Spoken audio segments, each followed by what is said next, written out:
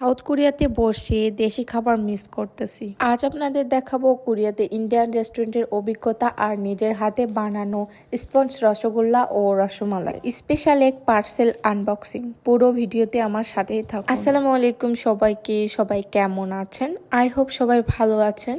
আমরাও আলহামদুলিল্লাহ অনেক ভালো আছি। সাউথ কোরিয়া থেকে আমার নতুন আরো একটি ভিডিওতে সবাইকে ওয়েলকাম। আমরা গিয়েছিলাম একটা ইন্ডিয়ান রেস্টুরেন্টে। তন্দুর রুটির সাথে তাদের গাড়িটা ছিল জাস্ট অসাধারণ। তবে একটা জিনিস আলাদা, এখানে যে সালাদটা আমি খাচ্ছি এটা হচ্ছে কোরিয়ানরা প্রায় সব খাবারের সাথেই খেয়ে থাকে, এটাও কিন্তু ইন্ডিয়ান রেস্টুরেন্টে দিয়েছিল। খাবার বেশি হয় আমরা পার্সেল করে বাসায় নিয়ে এসেছিলাম। দেখুন তাদের প্যাকেজিং কত সুন্দর, ছোট ছোট বাটিতে করে কারি, সালাদ, এমনকি এই যে দেখতে পাচ্ছেন হলুদ ভাত, এইটা কিন্তু সব খাবারের সাথে ফ্রি দিয়ে থাকে তারা। সবকিছু মিলে সেখানকার খাবারগুলো ছিল অসাধারণ। তো রেস্টুরেন্ট থেকে বাসায় আসার পরে হঠাৎ করে আমার অনেক মিষ্টি খেতে ইচ্ছে করলো, তাই ভাবলাম বাসায় বানিয়ে ফেলি ছোট ছোট স্বাদের রসগোল্লা।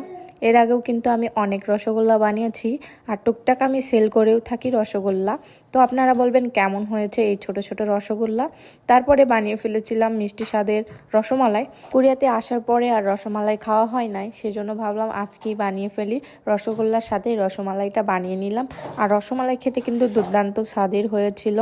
আপনাদের কার কার রসমালাই প্রিয় সবাই কমেন্ট করে বলবেন, আর আমার রসমালাইগুলো কেমন হয়েছে অবশ্যই কমেন্ট করে জানাবেন। তারপর চলে গেলাম রাতের রান্না বান্না করতে। আজকের রান্নার মেনুটা ছিল বেশ দেশি। রান্নার মেনুটা দেশি হলেও কিন্তু জিনিসপত্রগুলো ছিল বিদেশি। এখানে আমরা এগুলো নিয়েছিলাম ভিয়েতনামি দোকান থেকে। এটাকে বলে কলার মোচা, আর সাথে ছিল ভেন্ডি, যেটাকে অনেকে বলে ঢ্যাঁড়স, তো আমরা ভেন্ডি বলেই থাকি। এগুলোর যে দাম, মাছ মাংসের দামকেও হার মানিয়ে দিবে এই সবজিগুলোর দাম। কি করব, দেশি সবজি তো লোভ লাগেই। তারপরে এগুলো আমরা নিয়েছিলাম, ভেন্ডিগুলো নিয়েছিলাম 4500 ওন দিয়ে, আর ওইটা নিয়েছিলাম কলার মোচাটা নিয়েছিলাম 4000 ওন দিয়ে। আজকে আমি রান্না করব সরিষা বাটা দিয়ে কলার মোচা ভর্তা এবং ছোট মাছ দিয়ে ঢ্যাঁড়স দিয়ে চচ্চড়ি করব।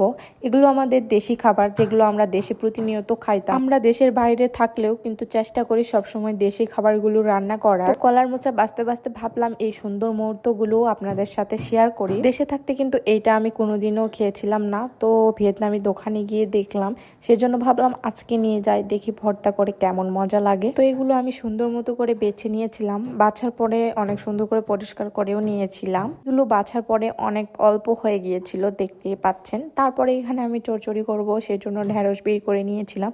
আর দেখেন কতটুকু ঢ্যাঁড়স, কতগুলো দাম, প্রায় 4500 ওন, যাকে বাংলা টাকায় কনভার্ট করতে গেলে অনেক টাকা। কোরিয়াতে থেকে বাংলা টাকায় কনভার্ট করতে গেলে কিন্তু চলা যাবে না।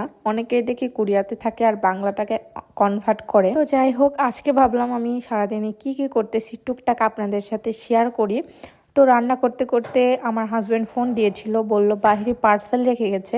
কোরিয়াতে কিন্তু বাইরে এভাবে পার্সেল রেখে যায়। তারপরে আমি বাইরে চলে গেলাম সেই পার্সেলটা আনতে। আমার হাজব্যান্ড গরুর পায়া অর্ডার করছিল 2 দিন আগে। 2 দিন পরে আজকে পার্সেলটা হাতে পেলাম। চলেন পার্সেলটা একসাথে আনবক্সিং করা যায়। এগুলো খেতে কিন্তু অনেক মজা লাগে। আর সামনে যেহেতু রমজান মাস, সেহেতু আমি বলেছিলাম একটু বেশি করেই অর্ডার করতে।